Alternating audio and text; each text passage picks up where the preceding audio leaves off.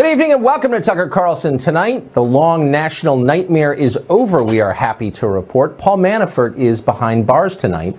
The 69-year-old lobbyist was shackled and dragged to prison today on the orders of a federal judge. He will remain behind bars until at least his trial this fall. The president tweeted about Manafort's imprisonment earlier today, quote, "Wow, a tough sentence for Paul Manafort, who's represented Ronald Reagan, Bob Dole, and many other top political people and campaigns. Didn't know Manafort was head of the mob. What about Comey and Crooked Hillary and all of the others? Very unfair." That's the president's view. On the other hand, with the dastardly Manafort in a cage, the rest of us can finally relax, unchain the door, let the kids play in the yard, take the first deep breath in decades. It's a new day, America. We're safe. But unfortunately, we do have some bad news to report as well. Paul Manafort's core crime was violating the Foreign Agents Registration Act, which was passed by Congress for the first time in 1938. It turns out that advancing the interests of a foreign country without first registering with the U.S. government is an enforceable felony. And that means that if standards are going to be equally applied, many of the most prominent people in Washington will soon be headed to jail. Tony Podesta, both Clintons, most of the leadership of Congress in both parties, Jorge Ramos and the entire staff of Univision, all of them take money from foreign interests. All of them advocate for policies whose main beneficiaries are foreign countries. The law on that is now clear. They are headed to the big house, all of them. Best of luck. Manafort has also been accused of trying to influence witnesses in the case against him. That's a very serious charge, and possibly the government will prove it at trial. But as of tonight, Paul Manafort has not been convicted of that or of any crime. In the eyes of the law, he is still innocent, and yet somehow he's sitting in jail. Now, that might be justified if Manafort were a threat to public safety or if anyone seriously considered him a flight risk. But he's in late middle age and has no passport. Where would he flee to exactly? Let's be honest about this. Paul Manafort is in jail tonight because prosecutors want him to testify against the president. They're sweating him. No rubber hoses or truck batteries, but the point is the same. To put it another way, prosecutors want to influence a potential witness in this case. And as yesterday's IG report showed, there's not much in the way of professional ethics to restrain them from doing that, obviously. Roger Stone was an advisor to Donald Trump's presidential campaign. He was a longtime associate and business partner of Paul Manafort's, and he joins us tonight. Roger, thank you for coming on. What is this about, the imprisonment of Paul Manafort? Well, it's about pressuring Manafort to plead guilty so that the government doesn't have to go to trial.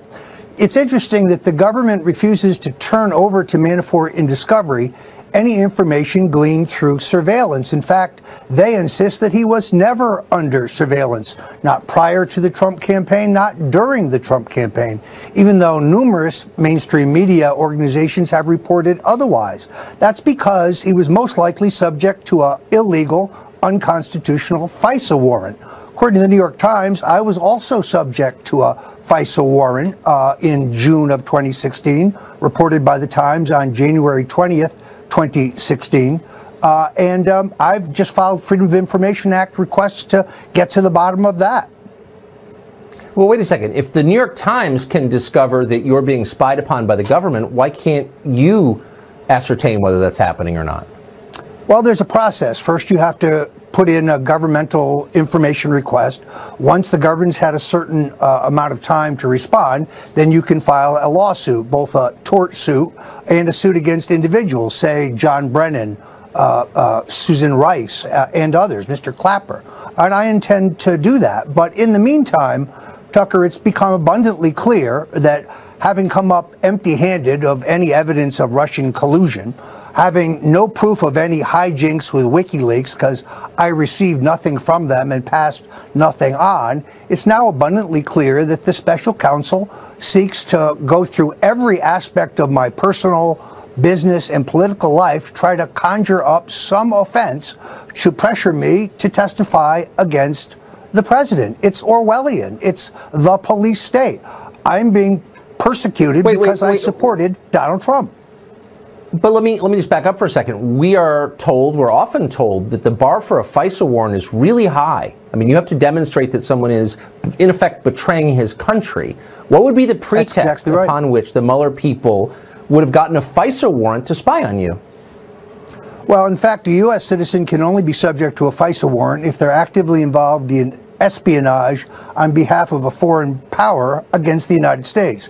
Clearly, FISA warrants were used by the Obama administration for political purposes. This is a scandal that makes Watergate look like second-rate burglary.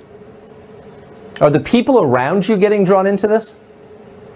That's the extraordinary thing, Tucker. Associates of mine, as many as 12 of them, have been subpoenaed, have been questioned aggressively by the FBI. Some of them are fighting those subpoenas. It's unclear what it is the government wants other than to find somebody who will bear false witness against Roger Stone. It's a witch hunt, and it's a very expensive witch hunt.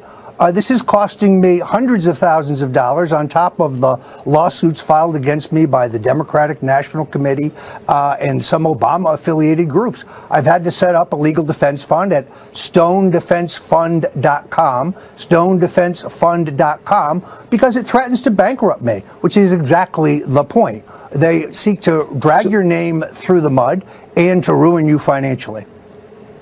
So we can't administer a polygraph, obviously, on live television, but just I want to end on this, and for the record, have you ever worked on behalf of any foreign power against the interests of the United States government? Absolutely, positively not. Look, I am an American whose relatives were crushed in Budapest in the 50s by Russian tanks. This is an absurd notion. And it is an abysmal state of affairs where we have a partisan special prosecutor seeking a crime where none exists. You better have betrayed the country, or else someone owes you a big apology, I would say. Roger Stone, thank you. Thank you, Tucker. President Trump made a surprise appearance among reporters on the White House North Lawn today. During that, he spoke about Paul Manafort. Here's part of what he said. Manafort has nothing to do with our campaign. But I tell you, I feel a little badly about it. They went back 12 years to get things that he did 12 years ago. John Summers was communications director for Senator Harry Reid of Nevada, and he joins us tonight. John, thanks a lot for coming on. You bet. Hi, Tucker. So, Paul Manafort, whatever you think of his business dealings, is an elderly, a 69-year-old lobbyist who demonstrably poses no physical threat to public safety, and he's obviously not a flight risk. He doesn't have a passport. And yet he's in jail tonight being punished for a crime the government has not proved or even attempted to prove that he committed. There's been no trial. Are you comfortable with that? Well, I mean, let's go back and talk about what actually got him here. He shouldn't be surprised by this. He made his bed. Now it's time for him to lie in it. The reality was he was actually warned back in December when he violated the judge's gag order by helping to ghostwrite an op-ed. And at that time, she said, do it again and you could suffer some consequences. Well, he violated, the terms of his parole. So you're comfortable with punishing people for writing op-eds? So I'm telling you what the judge said, and the judge issued I know what the judge said. I've been following. Hold on, I've been following this. I'm asking you, as a political figure, are you comfortable with that? Do you think we should punish people for writing unauthorized op-eds? The government says don't give your opinion. You do it anyway.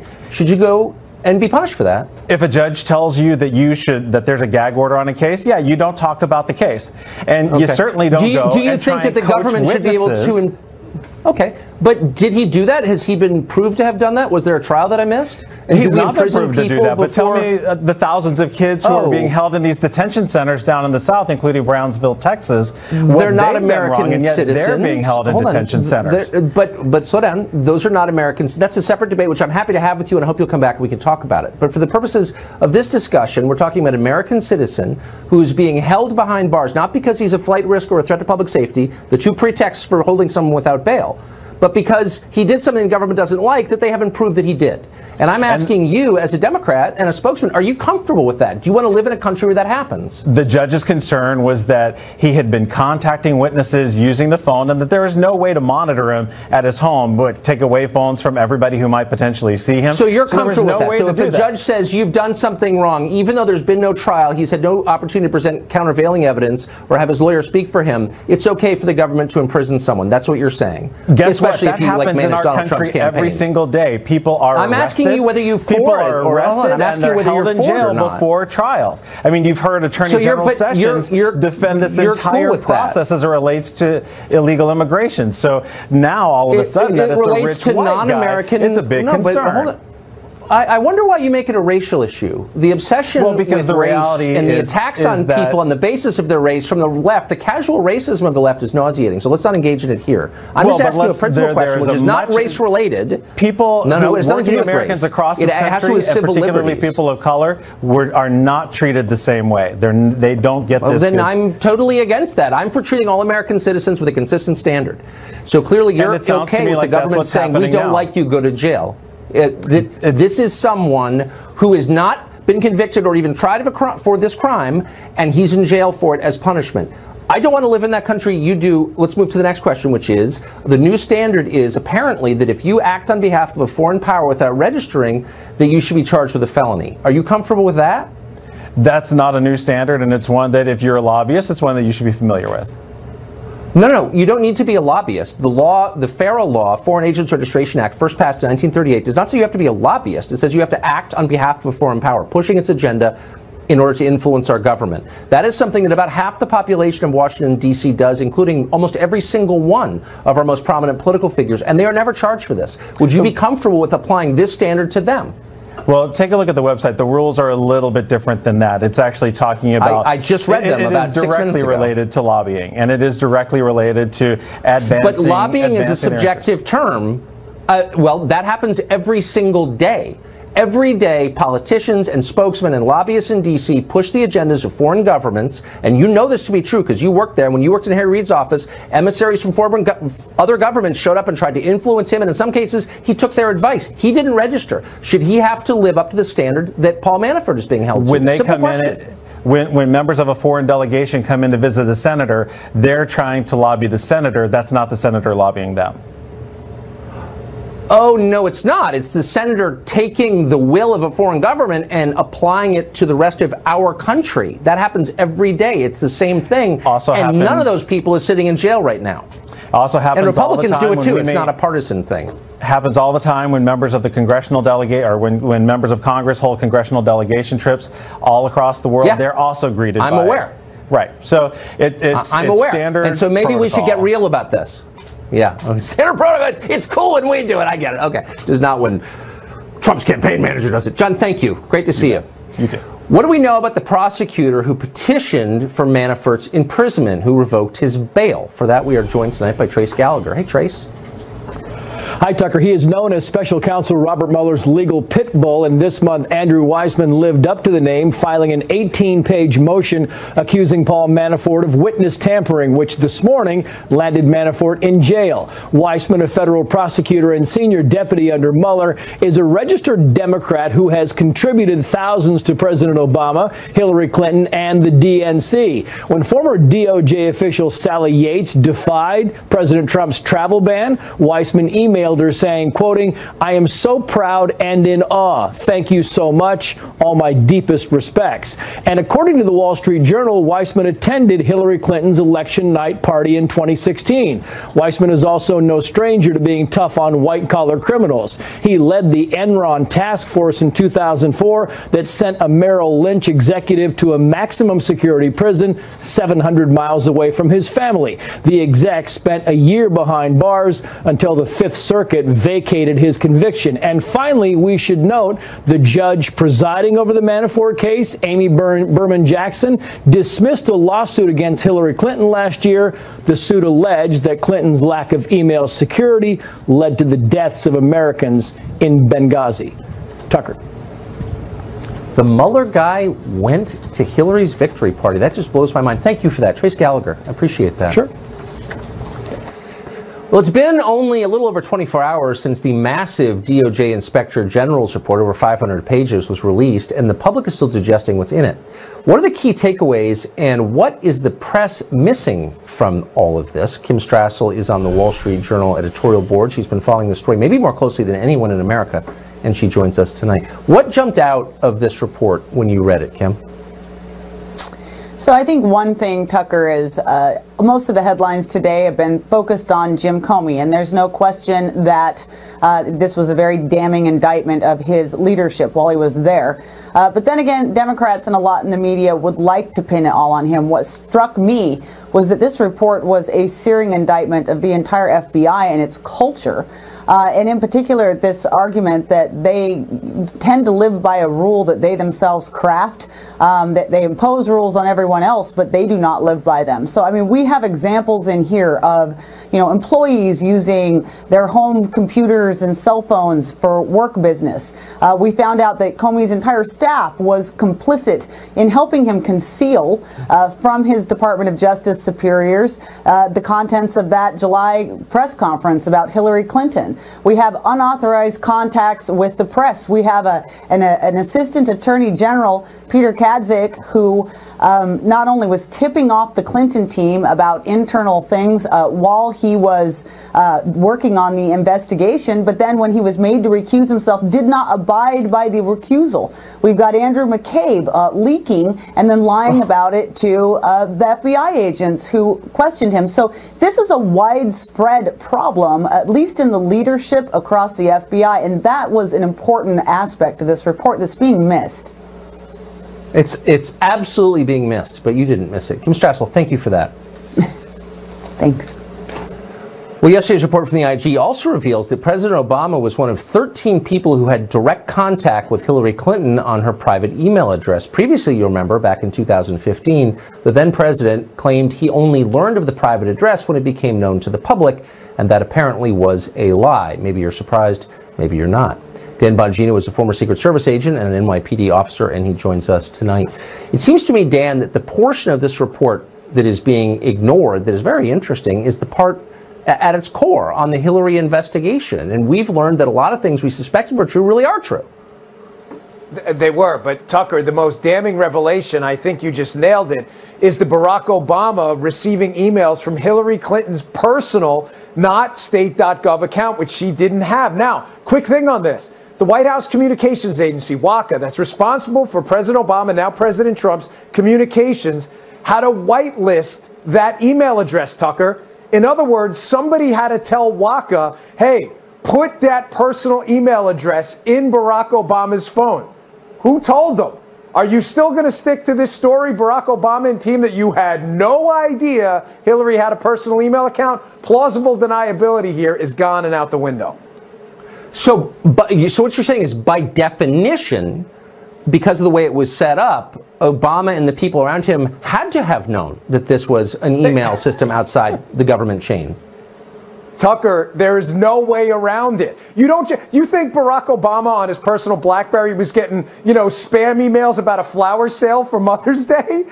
Those emails had to be whitelisted before they even hit the BlackBerry, meaning somebody gave WACA that email address and said, hey, this Hillary Clinton personal one, don't worry, this one's A-OK. Who's the person who did that? Amazing. You think Obama didn't know? I mean, the Pravda media will cover for him, I'm sure, but it's ridiculous. The story's absurd. Obama couldn't have been telling the truth. No, clearly lying. That's why he didn't respond to any of my emails when he was president. Dan Bongino, great to see you. See you, buddy. The past 2 years have been devastating for public trust in the FBI, unfortunately, and a lot of great people work there, of course. What can the Bureau do to recover its standing with the public? Terry Turchi is a former Deputy Assistant Director of the FBI, and he joins us tonight. Ms. Turchi, thanks a lot for coming on. This is sad for the rest of us who've long admired the FBI, but you got to wonder, if Peter Strzok still works there, what do you have to do to get fired by the FBI? Well, I think that's what everybody's wondering tonight, and certainly retired FBI agents and probably Tucker, current FBI employees. Not only is he still working, he's in HR. Think of the decisions he's making and think of the access he has to all kinds of information. I mean, I think that we really have to be concerned about national security when you have a person who demonstrated as an FBI agent that they were just not to be trusted with the kind of things we trusted him with. And they're still there in HR, one of the most critical places for hiring, recruiting, and plus all the information he already knows from the job he's had for many years. It's really a shame, and it's got a lot of people talking, a lot of retired FBI agents very upset. It's not just me, it's not just the people that come on and talk on shows. Just about everybody is asking, what has happened to the FBI that I worked for? What has happened to the FBI that we knew? Because I think Kimberly was on earlier, and as she laid out for you, all of those things, all of those points she made, that is simply not the way the FBI culture was just a few short years ago. And the leadership of the FBI, James Comey, Andrew McCabe, were ideologically and perhaps even in a monetary way with McCabe, corrupted by their position at the top. And we still haven't answered the questions that I think need to be answered. The IG report doesn't get into what really bothers 50% of the American public, and we need to do that. It takes a long time to build a place as impressive as the FBI, but only a single Obama administration to destroy it. It's really sad to watch. Terry Turchi, thank you for that. I appreciate it. You're very welcome. Well, the coverage of the IG report, you saw it yesterday, you saw it into today, about as misleading as the coverage of anything, ever. We'll break it down for you next.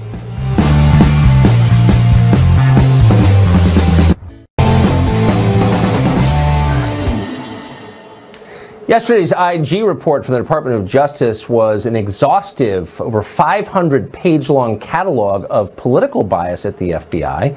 If you read it, you knew exactly what that was, but if you just watched television and heard it described, you would have no idea. Watch. They found more texts from Strzok that say, I don't like that he's going to win. Don't worry, we'll fix it. That's very tantalizing. You guys are all over it. The bad fact is they conclude that there was no impact. And there was no exercise of that bias on any of the decisions. There's nothing that was found in the IG report, 500 plus pages, that suggests those 7 words that Strzok typed out biased the investigation in any meaningful way. You have no right to be upset, says Chris Cuomo. Be quiet and believe your elders. The authorities are telling the truth. Shut up and obey. Meanwhile, on Good Morning America, ABC breathlessly covered the IG report and yet somehow never mentioned Peter Strzok or Lisa Page, or Strzok's vow that he would, quote, stop the election of the candidate he didn't like. Really? Kind of the headline.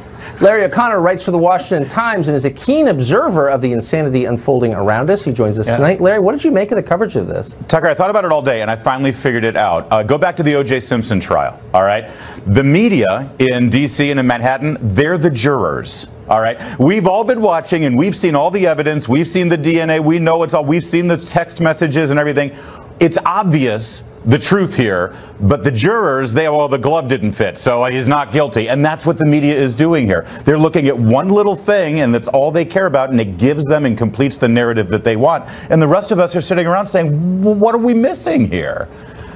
Wait a second. You're saying that Chris Cuomo is one of the OJ jurors? I believe he was, yes. Okay, no, that's not true. No, but they're acting that way. And by the way, Chris Cillizza in that CNN clip, he's trying so hard, isn't he, to make sure that everybody believes that there's no there. Because this assumption that Peter Strzok in some way didn't exercise his bias to influence the case is completely unbelievable for anybody who's observing. And let's be clear here, because they're being disingenuous when they repeat that statement.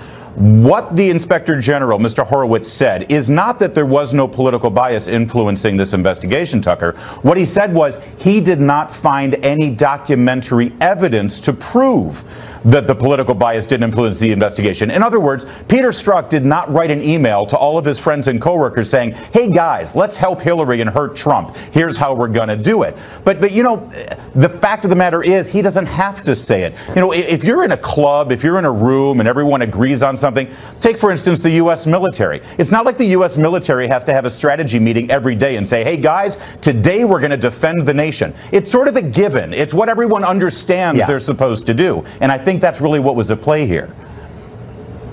I think the press would like you to stop asking so many uncomfortable questions and just mindlessly absorb what they tell you. So if you could do that, we'd be grateful. Larry, thank you. I'm not going to do that, Tucker. I'm sorry. Have a great night. Well, the conversation around immigration is getting increasingly hysterical. Not only should immigrants here illegally be safe from deportation, they apparently should not be arrested. That is the new position of many on television. What does that mean? Think it through. Plus, a Colorado congressional candidate maced himself in the face in a campaign ad. Really one of the greatest ads ever. Whether you're going to vote for him or not, you must meet him. He joins us in just a moment.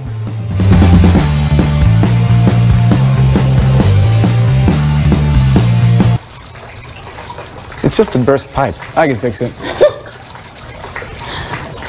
No.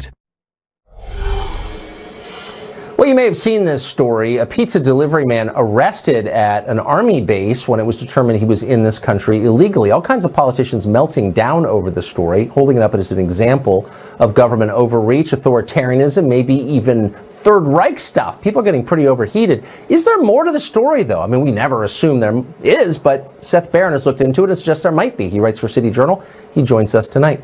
Seth, thanks for coming on. What haven't we heard about the story that we probably should know? Well, the most important thing to know about this story, Tucker, is that this is a man who came all the way from Ecuador to deliver the pizzas that Americans won't deliver, or maybe can't deliver.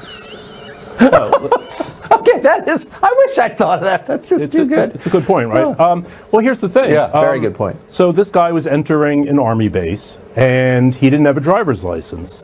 But, right. And what no one seems to be pointing out, none of the politicians, is that he drives and he doesn't have a driver's license. New York doesn't give driver's licenses to undocumented immigrants or illegal immigrants. But his whole job is to drive delivering pizzas every day. Presumably he doesn't have... But wait, if he didn't have a license, how did he have insurance? Well, presumably he didn't have insurance. So here's an unlicensed, uninsured guy driving around, but the only thing you're supposed to know about him is that he's a hardworking immigrant. We're not supposed to question... nobody even mentions the fact that this was the case. So, I mean, I don't know. It seems to me... But had he interacted with federal immigration enforcement previously? Yes. Was he in the country illegally? Well, he had a deportation order from 2010. He was supposed to leave, 8 years ago. He never did. He got married. He had some children, which are now used as the basis for his, claims to stay. The fact that he has an American wife and children. I mean, to me, that sounds like the definition of having an anchor baby. So he had kids while he was a fugitive. I hope the next time I get pulled over for driving without a license, and by the way, you get arrested when that happens. I've seen it. I hope Kirsten Gillibrand will defend me.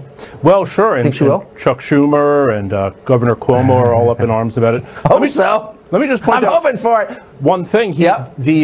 What he used to identify himself when he was entering the Army base was a New York City municipal ID card, which are given to all residents of the city. But he's not a resident of the city. He lives in Hempstead, Long Island.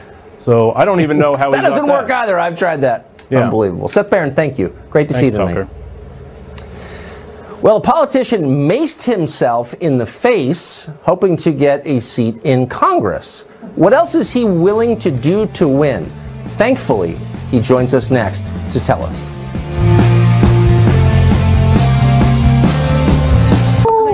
Grab an umbrella, kids, because Dad's going to make it rain. When will it end? Not today, Ron.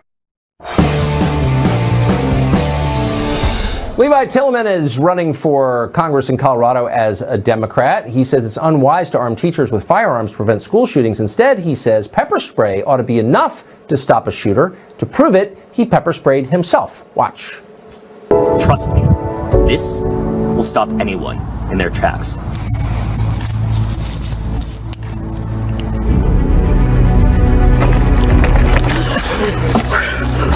It's incredibly painful, and now I just can't see anything.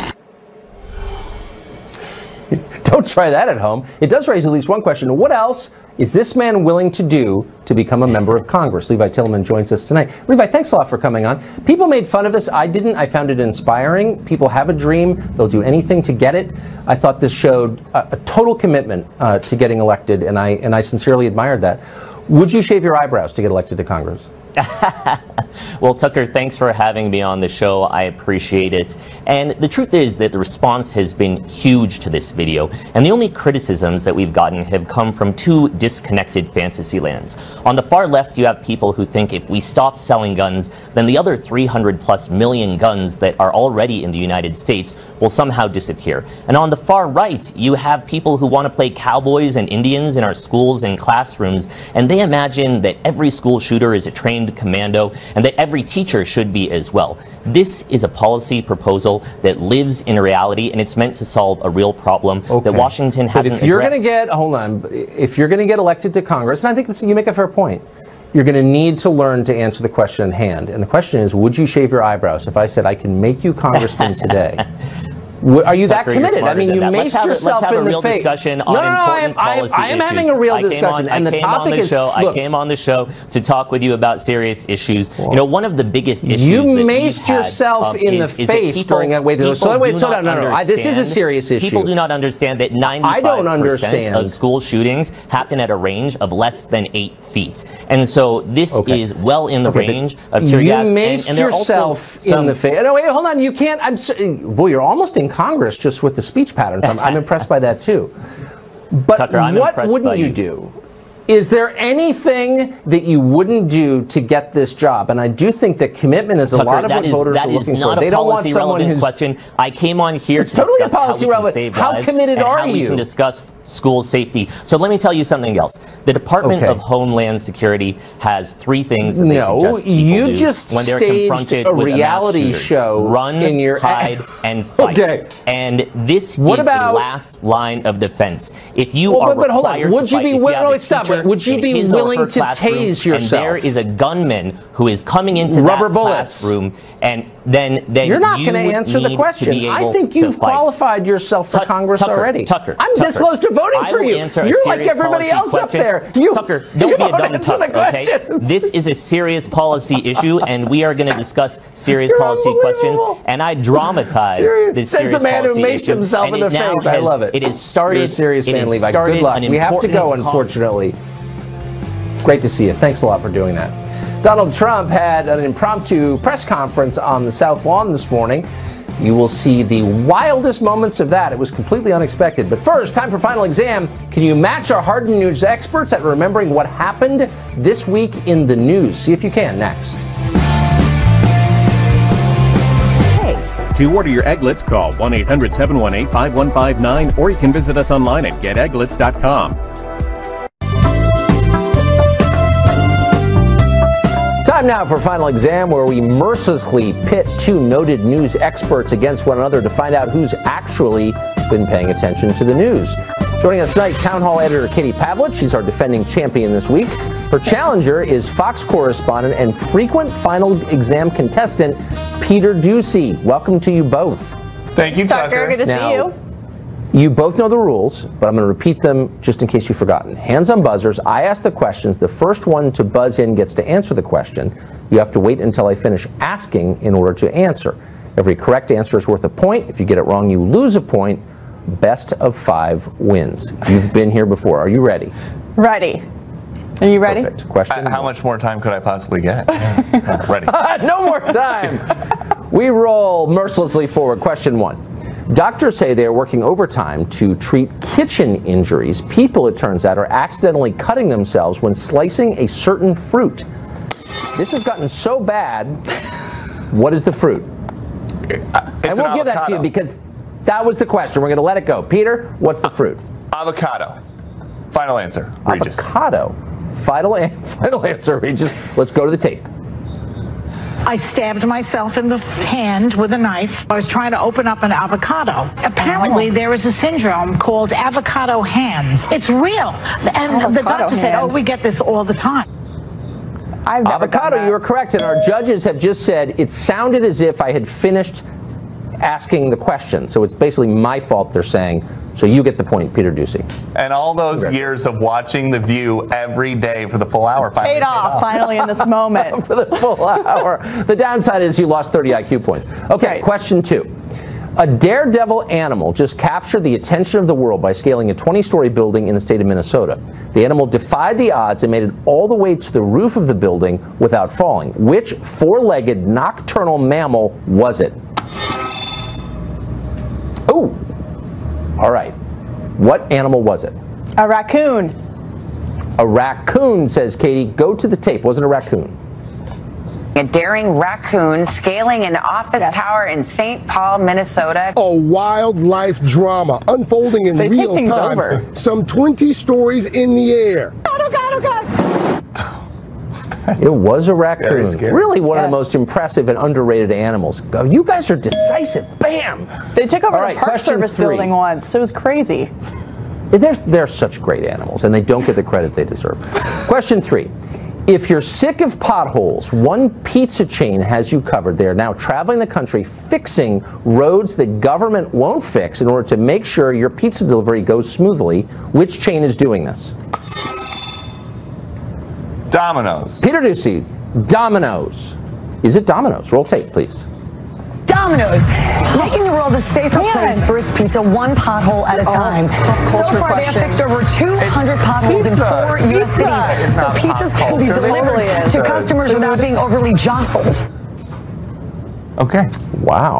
3 questions, 3 decisive correct answers. Nice job. It is now 2-1. Peter Ducey over Katie, but things change fast in this game, as you know, as we go into question 4. This one is a multiple choice question about the summit that we all just watched between the President of the United States and the leader of North Korea, Kim Jong-un. Kim traveled to the summit in Singapore with a very unusual item, an item he refused to be without. Was it A, a king-size bed, B, a portable toilet, also known as a porta potty, or C, a pet peacock? Yes. Porta potty. Katie. Porta potty, says Katie. Was it a porta potty? To the tape we go. According to reports, North Korean leader Kim Jong-un brought his own toilet to Singapore for his summit with President Trump to prevent intelligence agencies from using the sewer to get information on his health. Said intelligence agencies, we're just going to go ahead and guess bad then.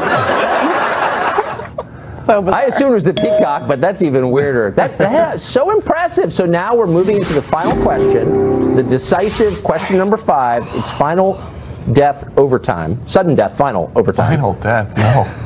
I'm not ready. Okay. I'm not ready either, obviously. Okay, here's the last question.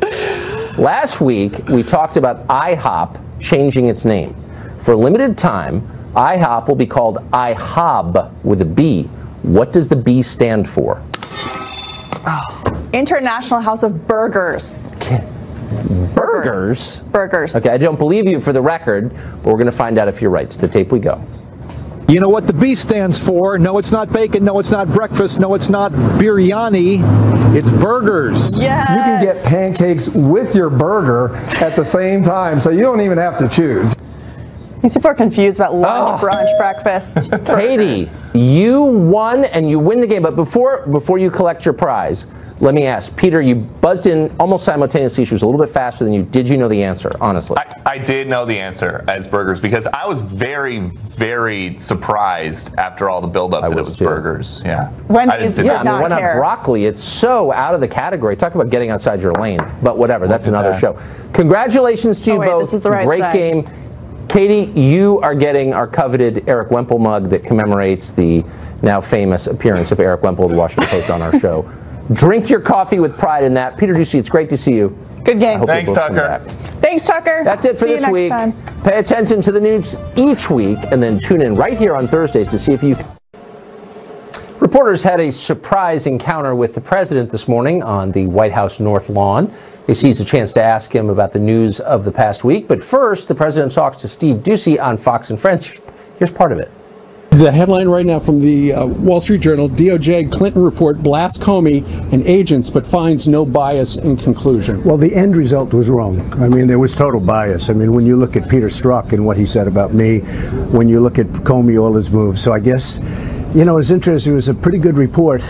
And then I say that the IG blew it at the very end with that statement, because when you read the report, it was almost like Comey. He goes point after point about how guilty Hillary is. And then he said, but we're not going to do anything about it. The report, the IG report, was a horror show. I thought that one sentence of conclusion was ridiculous. What they did during the election was a disgrace. It's probably never happened in our country before. And that's just the tip of the iceberg. What's going to happen when we go further? And there was total bias. I mean, total bias. From what you've seen so far, should James Comey be locked up? Well, look, I would never want to get involved in that. Certainly, they just seem like very criminal acts to me. What he did was criminal. What he did was a terrible thing to the people. What he did was so bad in terms of our Constitution, in terms of the well-being of our country. What he did was horrible. Should he be locked up? Let somebody make a determination. Look at all the dishonest things that crooked Hillary did. Look at what's gone on. And then from there, a lively discussion ensued between the president and reporters on many different issues. Here's a selection. James Comey was unfair to the people of this country. I think what he did was a disgrace. I think he goes down as the worst FBI director in history by far. There's nobody close. And I think I did the country a tremendous favor by firing him. You have spoken so passionately about the circumstances that led to Otto Warmbier's death. Yeah. In the same breath, you're defending now Kim Jong-un's human rights records. How can you do that? You know why?